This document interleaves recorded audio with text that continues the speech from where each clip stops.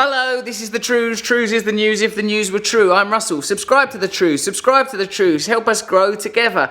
Trews is it's not treacherous or deceitful. It's honest and beautiful. Here is Helena Norberg-Hodge. She's dedicated her life to campaigning against globalization. Globalization is a system where big corporations have more power than you or me or any other person. Is that what you do? Have I just explained what you do correctly?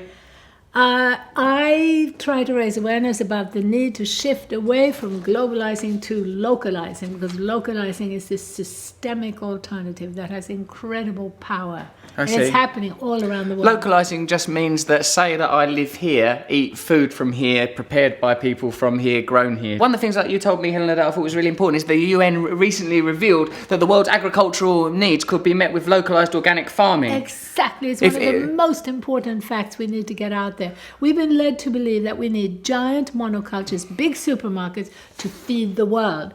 That is a myth. Giant monocultures, they're in control of the information, is that right? That's right. Because they're in alignment with corporate media. That's right. So it's difficult to get the information that localised organic farming, if properly supported, could take care of all of the world's food requirements. Absolutely. And not only that, what is so hopeful about it is that we can actually, when we have smaller, diversified farms, they employ more people and they use far less land and water and produce more food. Is anyone actually doing this? It sounds nice. Of course, a localised farm sounds better than Monsanto copywriting seeds.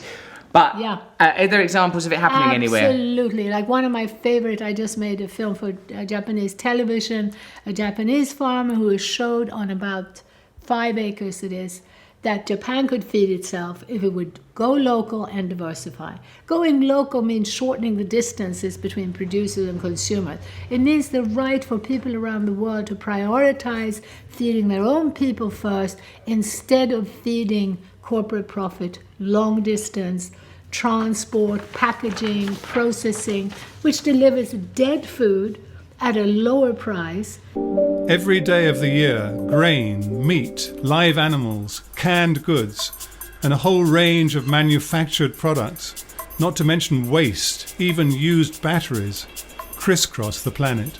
The first thing we need to do is rein in the power of big business by renegotiating trade treaties to insist that multinational corporations be place-based and accountable to nation states. You wrote this for my book, didn't you? I did. So, it's difficult for us to implement significant change because on a national or local level because there are global trade agreements that prevent us from doing the things that Helena has just explained, like localised organic farming. Oh, that'd be good if we all grew enough food and kept it relatively localised, but it's difficult because there are trade agreements that benefit, what did you call them, monolithic corporate cultures? That's right. Well, that benefit giant corporations, and what they do is promote monoculture. Thousands of acres of just soybean or thousands of acres of just chickens. Doesn't sound right, does it? Thousands of acres. Factory farming. When you imagine thousands of acres of chicken, the image makes you feel sick. Yeah. You imagine a couple of chickens in a coop. Oh, lovely, we're on a farm. It's a bit ironic, isn't it, that nursery rhyme, Old MacDonald has a farm, so lovely, and then what actually MacDonald did was create great big 1,000-acre chicken farms, chop down loads and loads of forest. Now, explain to me what the TTIP is, or TTIP. What does that mean, TTIP? I keep hearing it what does it stand for? It stands for Transatlantic Trade and Investment Partnership. Sounds nice and friendly. It sounds brilliant. An investment partnership. Explain to me why this is the best thing to happen to planet Earth since Jesus. Yeah. It is a very frightening extension of and exacerbation of a whole series of trade treaties that have been going on in the name of free trade. And we've had this process for the last 30 years, and we can see that with these trade treaties, basically what happens is governments sit around a table, lobbied by giant corporations. And they're lawyers, They're lawyers, yeah. They're basically protecting the freedom of McDonald's and Monsanto to move in and out of every regional, national, local economy.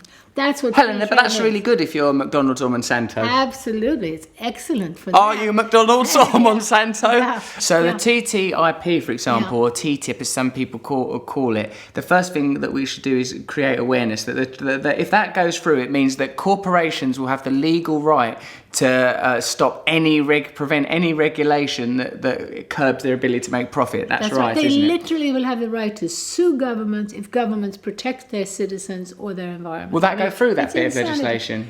Right now, it's looking hopeful. People are waking up and they're stalling. But we need a lot more awareness. It's because I tell you why, TTIP and EU and global trade agreements, when I hear those words, I get really bored really quickly. I don't think, that's going to be a thing that's going to affect my life because it will mean that corporations will have even more power. In fact, we were talking in one of the Trews we did recently about how the reason that the press in this country is anti-EU is because they're afraid of any organisation that could potentially curb corporate power. That's why the Murdoch press and the Rothmere press don't like the EU. I don't, as you know, like any administrative or bureaucratic structure, believe in it ultimately to be the arm of transnational corporations and ultimately hegemony.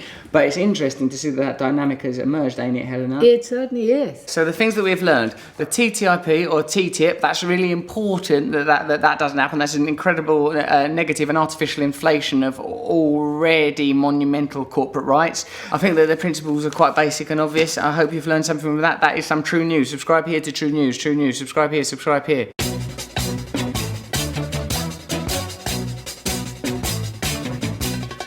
Nose is a tool that is abused to fool you and to leave you scared and confused. Trews is like the nose. If the nose was true, I want some Trews. Let's have some Trews.